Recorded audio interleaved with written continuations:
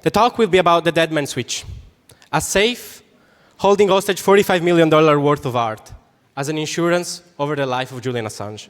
Please welcome Andrei Molodkin and Arianna Mondin.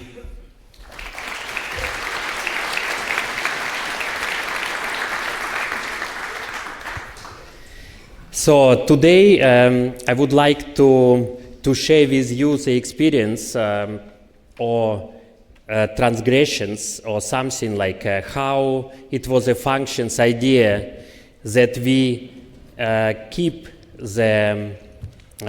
in hostage the important part of art history to protect life of Julian Assange.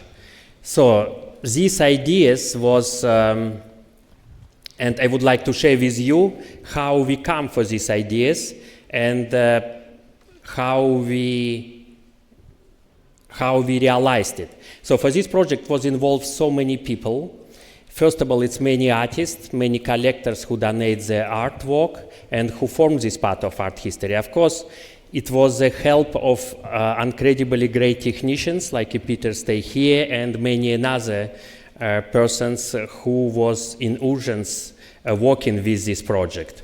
So I would like to share with you, as everything was finished well, I would like to share with you the way how we find this language, the method, and everything about it. So I would like to start.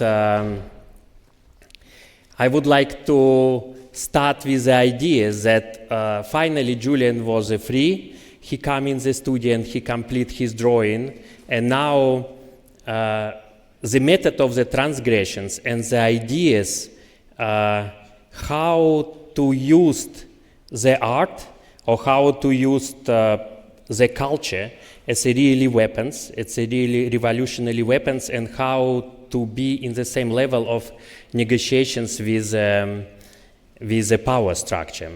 So I would like to start from beginning that I consider myself as an artist during I was in Soviet Union as a militarist service. So I spent 2 years in military service, in which kind of I was convoying the big or different militarist equipment from the place of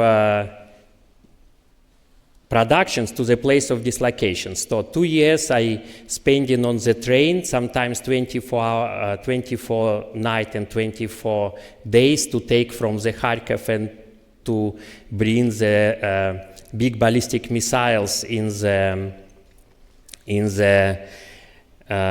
place of dislocations like Vladivostok or other things in extreme north. So I was knowing the way how the layout of the weapons moving and how the power structure or government use the weapons, how they believe to keep peace. So they have many weapons in Russia, and then they thinking that by these weapons they keep a balance with the state to keep a stable peace ideas. But during these 2 years, it's something start to be changing. So I not accept to be like a mechanical drone or robot, which kind of can go to see your family or mother only in the situations when you can shoot someone as to be a good soldiers. So that's only reasons you can go to see your family.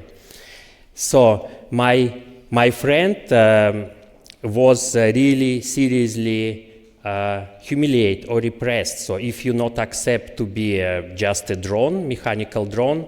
So once when we go for the militarist restaurant to eat in the early morning, I saw that they pull his body on the road and he shoot himself because he can't to keep the pressure, and the blood line staying during the maybe in 50 meters was his blood line because his heart was still go blood out. So it was a really shocking idea. So in that time I understand that he was somehow great artist, which kind of show that his last sign, which kind of everyone remember, and this red line is still staying in front of me. So I would like to start from this point and to show how the artwork was developed, as I have this experience of militarist experience, and let's tell that power balance and transport these huge ballistic missiles. So I would like to show for you a few fragments of the video, which kind of it was a practice before the Deathman switch. So this is its. So for instance, this one, it's 25 years ago. It's a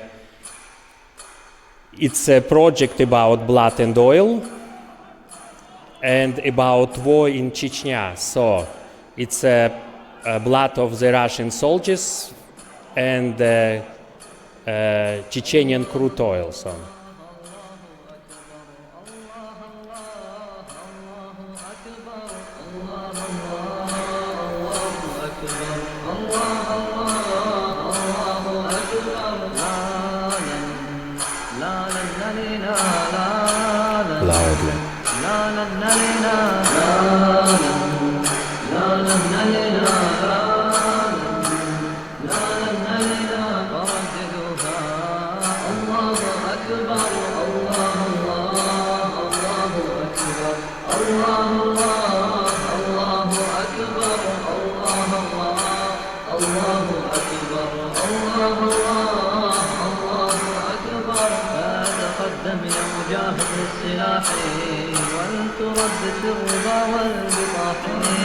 فتقدم يا مجاهد السلاح ولتردد في الربا والبطاح أيها الأسد ألا هب إلى حومة الحرب بعزم الشهداء أيها الأسد ألا هب إلى حومة الحرب بعزم الشهداء فرددوها الله أكبر الله الله الله أكبر الله الله الله أكبر الله الله الله أكبر الله الله الله أكبر واضح الحق لكم فاتبعوه It's okay, we continue, it's good.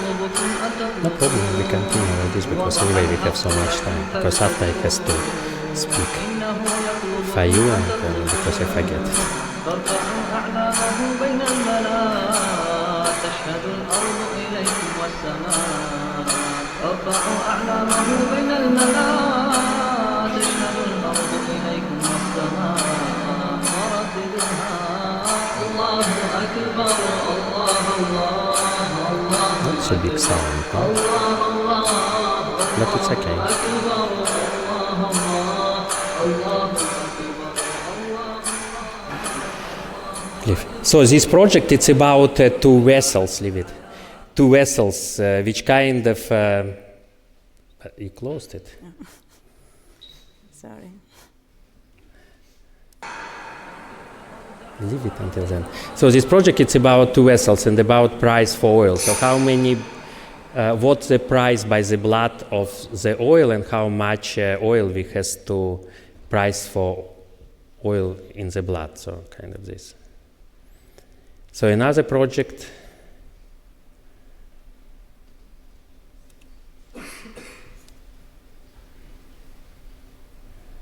this one we can go a little bit quicker.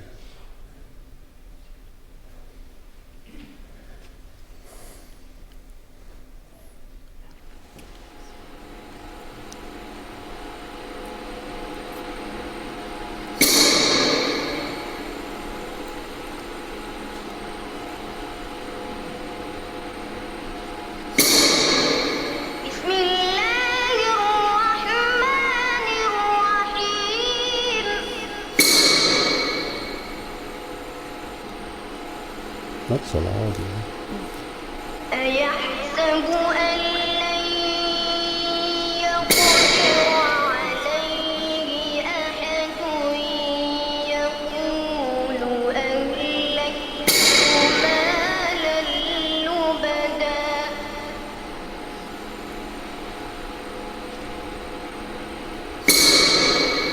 بسم الله الرحمن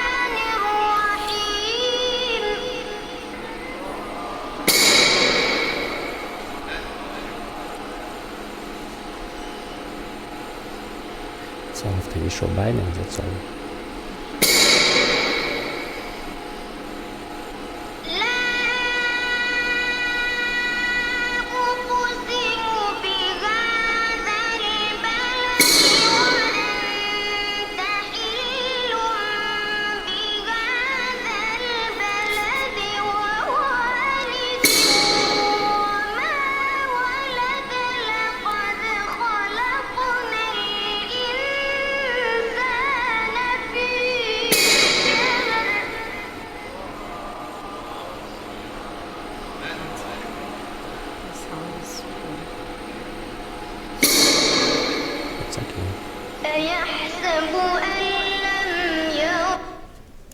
Go on.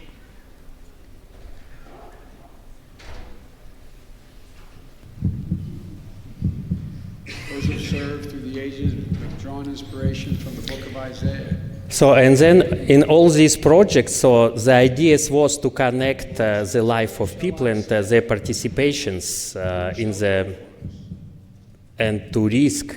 So this is, for instance, it's a blood counter, so the White House, which kind of filled by the blood of American people or people who died in the conflict. So the idea is that it's every time moving and the counting the air strike, what America do for another country, or now in the conflict we have it everywhere. So from this point, I show that some fragment which kind of finds the method to connect the human life and power structure, and how we can negotiate or how we can communicate with the power structure as Gorgon and Medusa, which kind of per se killed by the mirror shield. So the urgency and ideas of the Desmond switch was find that Julian Assange was keeping as a hostage, unlegal hostage kind of, and he someone who changed the way of seeing and understand information. And of course, WikiLeaks, it's the most important influence for all artists in the past time.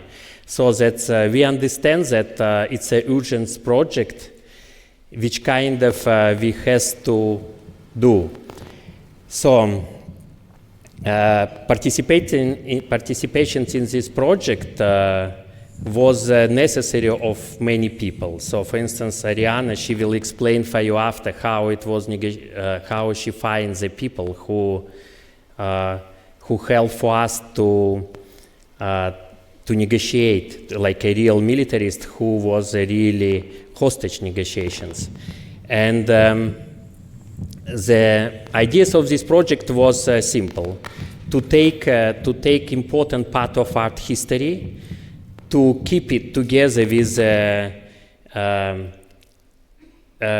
destructive element, and to explain that if something will happen with the Julian or he will die in the prison, so that all this part of art history will be erased from us forever. So it will be even no trust on it. So we understand that this is its way for power negotiations and with the power negotiations. And of course that everyone before speaking that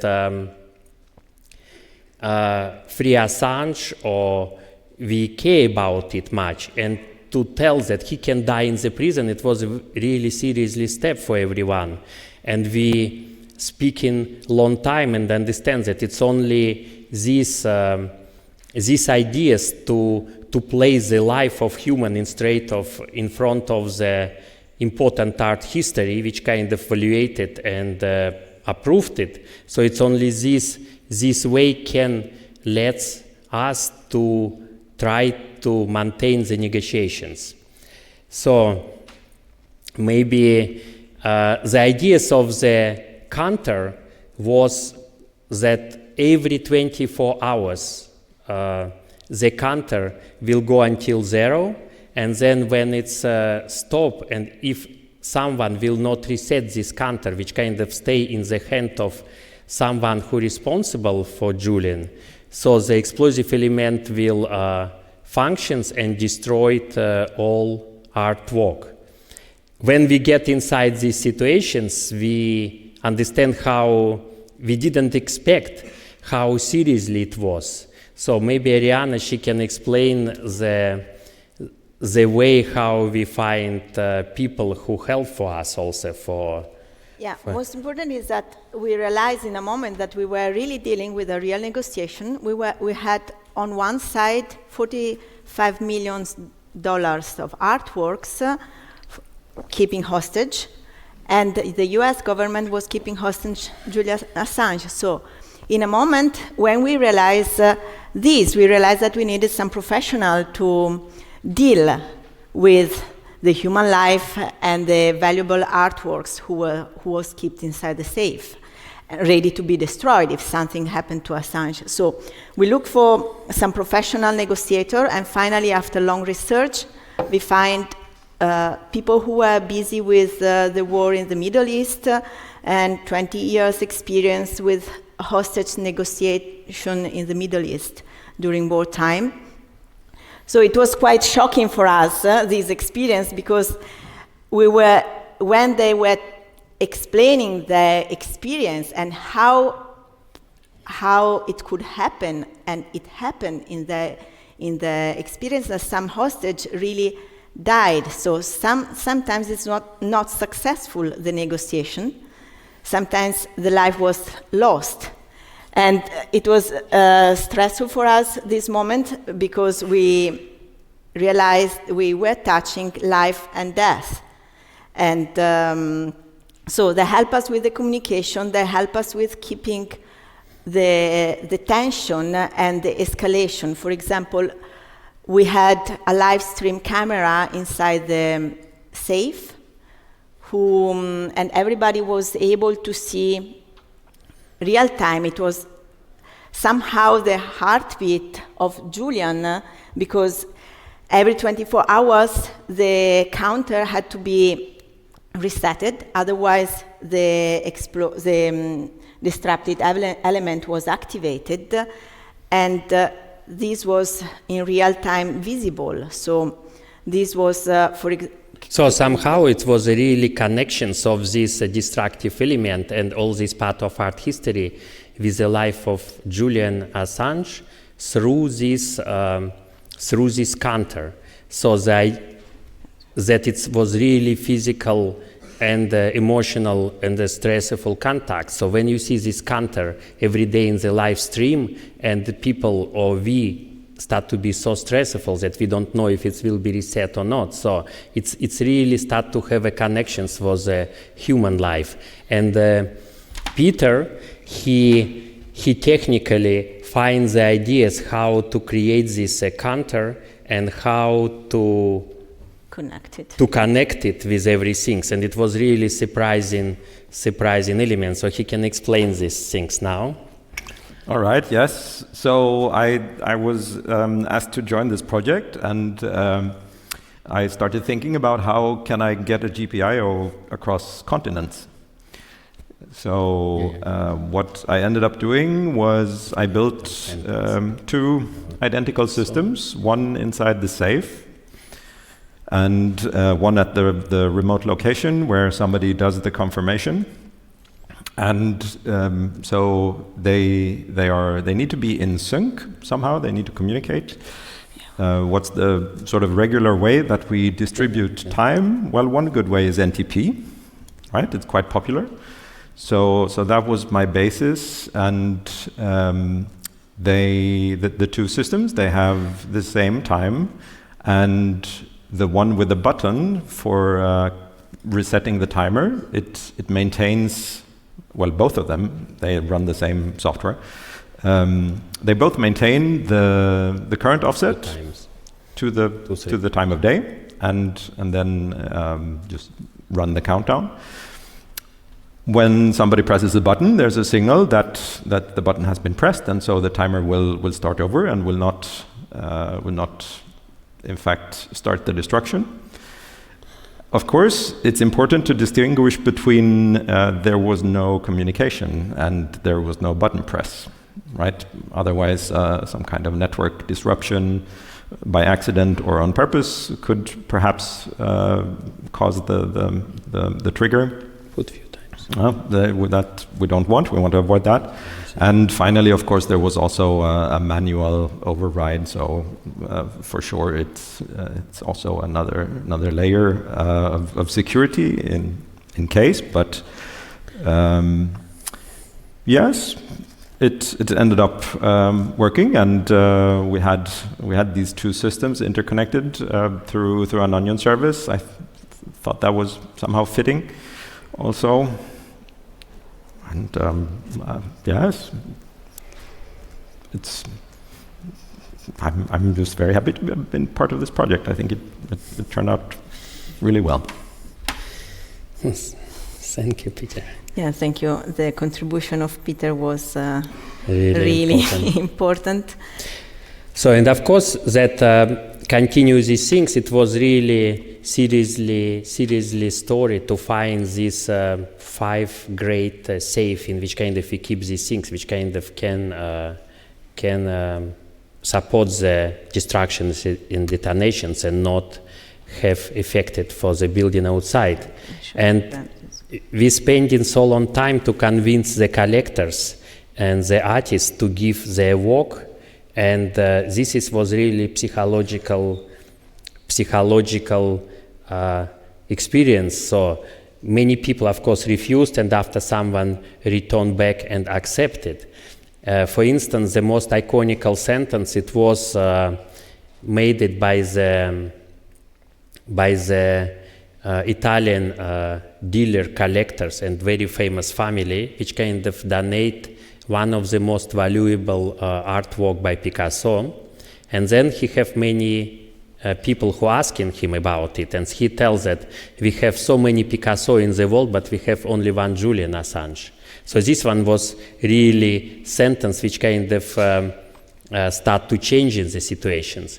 And of course that to work with the death of persons and to keep the hostage, it's keep so many stress.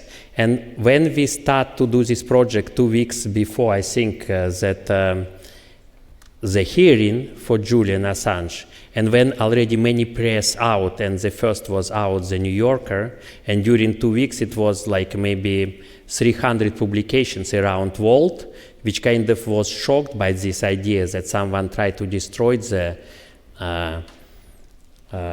part of the art history. So it was Navalny, he died in Russian prison.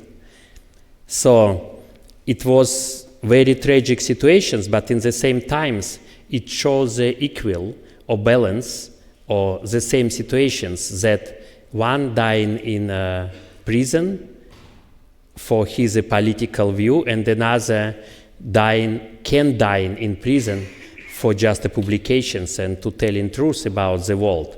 So somehow these situations escalate the communications, and the power structure react quite nervous on these situations. They don't want comparisons, but all media start to compare the situation. So in this kind of context, the Europe and Russia start to be the same country which kind of don't have democracy and have a political prisoner, and these ideas start to be in the center of any discussions about it. So I immediately draw a double portrait, Julian and Navalny, and then writing that in prison, die in prison, but in the empty place of the die in prison of Julian, it was an empty place. But after I understand that it's not enough hope on it, and then it was a drawing portrait of Julian released from the prison, because everyone needs a hope, and we believe that situations with everyone can be changing.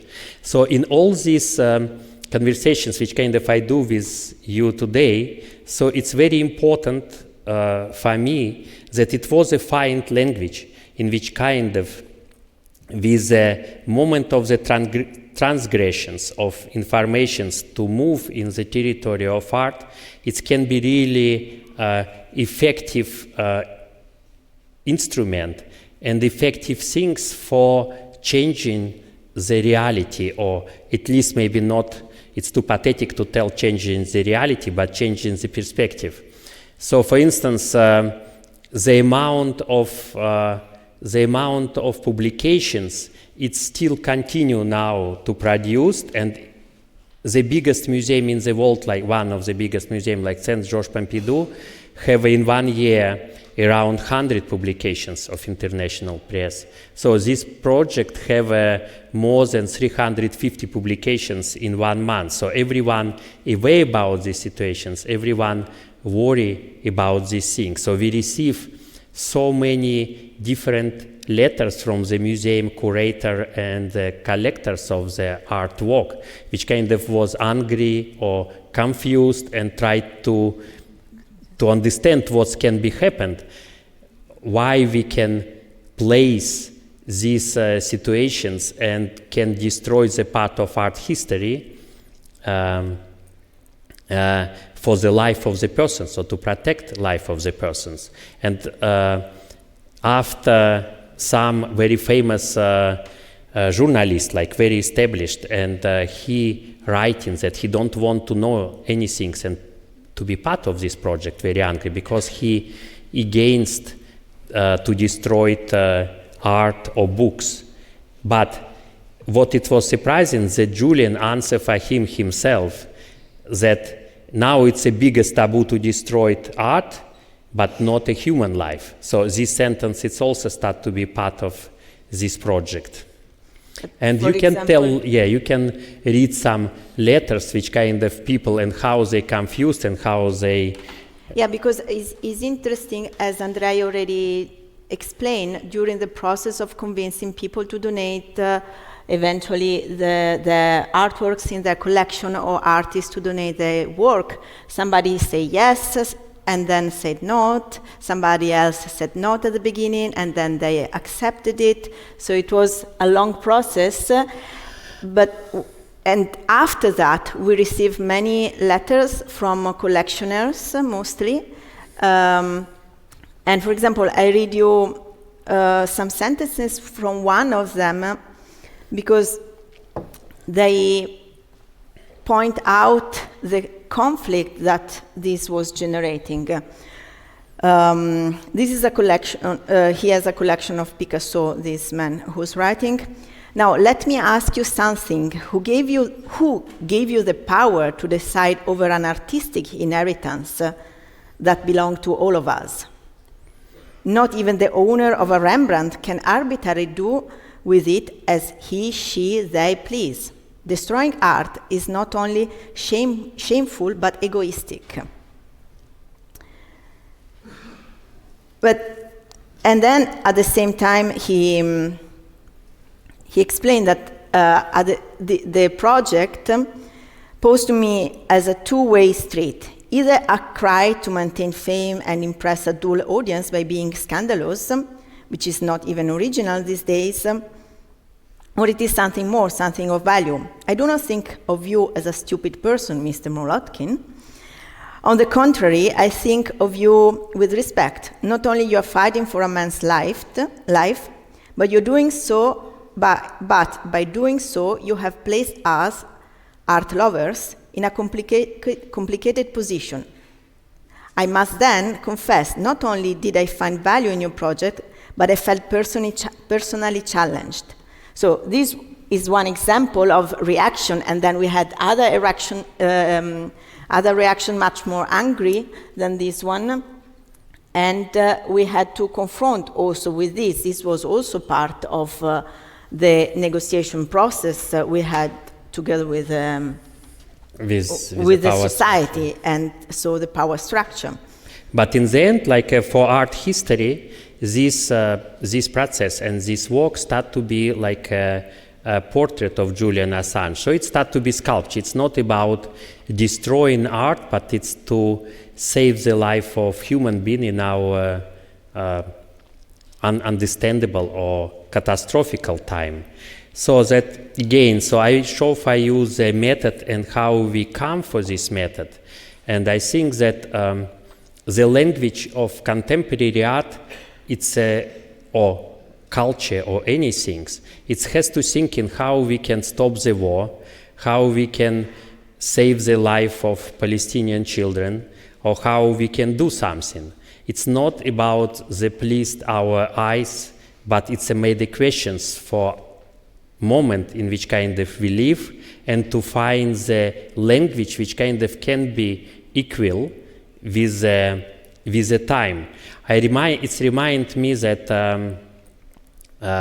some Dadaist artists, they ask Lenin that he is not enough radical, in which kind of he answers that I try to be radical as a reality. So this is what we show for you. Now I think that we can have a... Yeah, maybe I show the video of... Yeah, show video more. Just the happy ending. And few of them. Wait, I take down. And then we can go with questions. So this is its idea that Julian, after he is released from the prison, he come and they feel the empty place of his date, and this date, it starts to be so important. It's 24 June of 2024. So that it's somehow shows the moment of this transgression. So in this time, this portrait is exposed in the National Gallery in Sofia with the name of Julian and... as art, as co-author. Yeah, like co-author, yeah. So this is its all ideas of the contemporary culture. So now I think that we're ready for the questions. Maybe I put...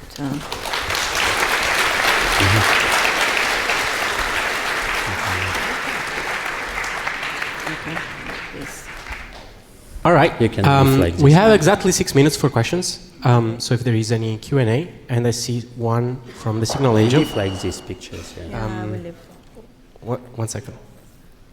Are you ready? Yeah, we're ready. Yeah. So Just you have to look straight in front of you. Yeah, go ahead. All right, thank you very much for the interesting talk. We have a question from the Fediverse, All the way last time. which is, could you please elaborate on which pieces of artwork were in the safe? Did you really hold hostage expensive artwork and locked it in there? And which part did your project play in the liberation of Julian Assange? So the ideas of this artwork, which kind of we keep in the safe, we try to understand, and we made a research which kind of artwork can be favorite for the actual American administrations, and actually for the Hillary Clinton or Hillary Clinton daughter, because they're quite influential in this idea. So we spent it many times to find really seriously valuable work as Andy Warhol, Rembrandt, Picasso, and many contemporary artists. With the publications, with the first publications in the New Yorker magazines, we spent 2 weeks to give for them all documentations and proof which kind of show which kind of work we have inside and which kind of value we have. And the so contract they can't with the people who own them, or the artists? So we need to prove transport, security, value, and authenticity of the origin of authenticity of work, so that we collect and we have to convince them by these documentations. So that's the first exclusive materials come in the New Yorker, and it was really changing many things in it, because it was really established as a fact checking in it. Okay, mic number 2. Hi, yeah. we have a question. The first one that I'd like to ask is if the situation would be similar with Navalny, and now he's dead in prison, would you have destroyed the art? You know, I never thinking about it, because first of all, it's two different situations, but it's a political prisoner, and it's very important to compare the situations when Navalny he died. But yeah, I think that it's all political prisoners show that we don't have a democracy. So to answer for your questions, if we will destroy art for Navalny, maybe, but we not made this project for Navalny, we made this project for Julian Assange. Mic number 2. Okay, I assume you are familiar with the action from Just Stop Oil spilling tomato sauce on a glass pane which protects a painting, but of course the press really like to emphasize that they attack the painting directly. So in terms of communication, because you want to express something with art or with actions, what kind of communication strategy do you think would have been better to improve the outcome of that action, or what kind of reaction of the public or the press has surprised you in that action? Because I think this is a very similar case in terms of playing around with destroying art and saying on the one hand we value art more than human life. You know that it's a very, I have these questions many times, but with a long term of experience of this language, it's made such a difference with Just Oil, because I know their work. Because in this case, we built the artwork. So the complex of this artwork, so in the combinations of the 16 artwork with the 29-ton safe and the half year or even much more working on it, we built a contemporary sculpture which kind of connected with the Julian Assange life. So his heartbeat, it's a beating of the counter here. So this what I explained today is that it's not about to destroy work, but it's to connect it with a human life and to build a new work and new communications in it. Mic number 1. I think you've already kind of answered my question, but I like the alternative negotiation strategy. Now you're doing it to keep somebody alive. What about extracting information from governments that they don't want to reveal, like, for example, Jeffrey Epstein's list? Have you thought about doing an artwork about that? I'd be interested to know your strategies. I don't know much about it. Yeah, I know that they have Jeffrey Epstein, so they have so much information, and it's a kind of a blackmail. And then he keep these informations to manipulate the to manipulate the power. So it's a different way. So this one, it's direct confrontations with artwork and to produce artwork. So we tried to show that we was showing that to keeping Julian in prison as a hostage, it's a criminal act. So we tried to create the similar understandable language for the power structure. Okay, mic number 4. Oh, hello. Thanks for the talk, first of all. I had an implementation question. You mentioned you accounted for failures on the network connections. Did you also have some redundancy on board? Did you have dual computers or something like this? Thinking, yes. Your classic capacitor failure. Yes, that we've all experienced. Exactly. Yes. There was 2 pieces of software running on this board, and they had to be in agreement for anything to happen. And they also were. They don't run the same software. They run different software, but have some conditions that they have to. Both have to be in agreement, and this also on both sides of the network connection. Thanks. So, yes. Number 3. Hi. There's a Dutch work called Bakunin's Barricade, which is a barricade that is physically has a bunch of precious artworks attached to it, and the artist had a contract signed with it to explicitly allow it to be loaned out to activist movements if they needed to place valuable artworks in between themselves and the police.